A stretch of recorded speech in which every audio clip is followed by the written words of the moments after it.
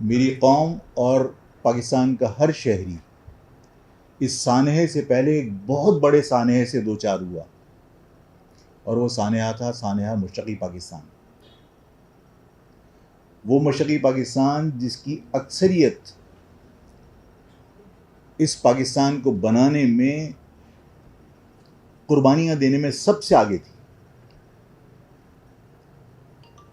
सबको इस बात का पता है कि 1947 से पहले जो मुस्लिम लीग के इलेक्शंस हुए, और ज़ाहिर है मैं हर जगह ये कहता रहा हूँ कि मुस्लिम लीग हो या कोई भी सियासी जमात जब वोट मांगती है तो उसके मैनिफेस्टो को, उसके नारे को, उसकी सोच को वोट पड़ता है। और ज़ाहिर है मुस्लिम लीग ने जो नारा दिया था वो यही था कि बर्र सग़ीर पाक व हिंद के 10 करोड़ मुसलमानों के लिए एक अलहदा वतन चाहिए,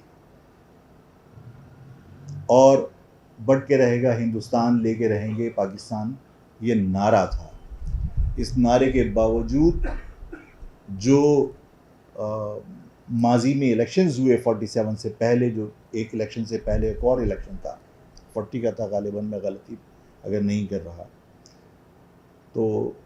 पंजाब से भी सिर्फ एक नेशनल असम्बली की सीट निकली थी, और बांग्लादेश से तकरीबन 100% रिजल्ट था, कलकत्ता से, आसाम से, आगरा से, दिल्ली से, यूपी सीपी से आप इलेक्शन जीते थे, बिहार से आप इलेक्शन जीते थे, लेकिन उन इलाकों से जहां आज पाकिस्तान है वहां से आप इलेक्शन हारे थे। यानी आप जब पाकिस्तान की हिमायत में वोट डालने के अंदर आपने बुखल का मुजाहरा किया, तो फिर आप उनकी कुर्बानियों को कम से कम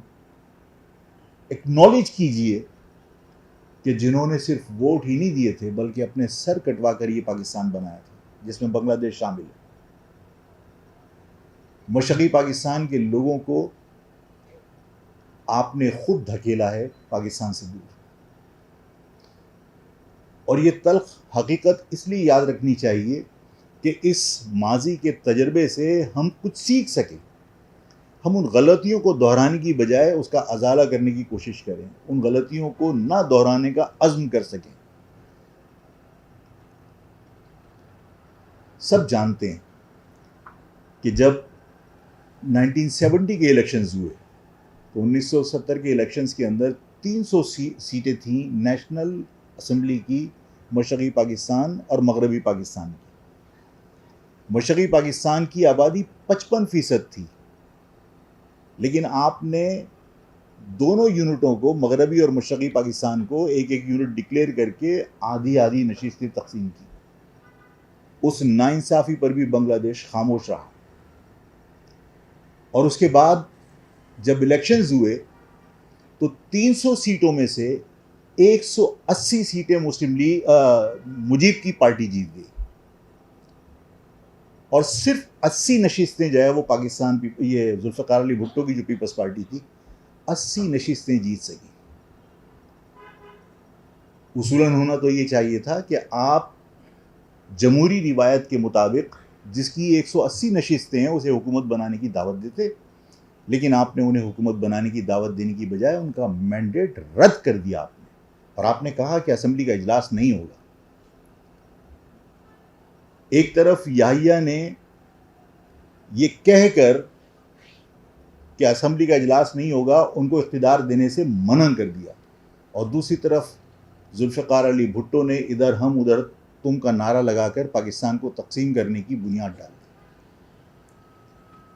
जब आपने मैंडेट तस्लीम नहीं किया तो वहाँ एहतजाज भी हुए, और ये जमहूरियत का, आप जब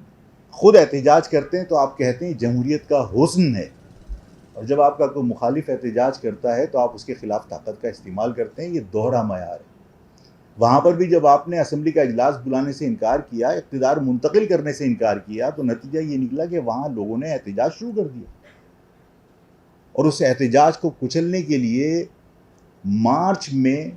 ऑपरेशन सर्च लाइट के नाम से एक ऑपरेशन था, वो आपने स्टार्ट कर दी, और वो ऑपरेशन एक दिन नहीं चला, वो ऑपरेशन पाकिस्तान की तकसीम के ऊपर जाकर ख़त्म हुआ। आपने वो ऑपरेशन शुरू किया और वो ऑपरेशन चलते चलते 16 दिसंबर आ गई। जो बैनुल-अक़वामी मुबस्सिरीन और बैनुल-अक़वामी तंजीमें ह्यूमन राइट्स की जो रिकॉर्ड पेश करती हैं, उसके मुताबिक वहाँ 300 आदमी अपनी जान से गए और 1 लाख औरतों ने जो मुसलमान थीं उन्होंने अपनी इज्जतें गंवाई। उसके बाद ये जंग रुकी और पाकिस्तान दो लख्त हो गया।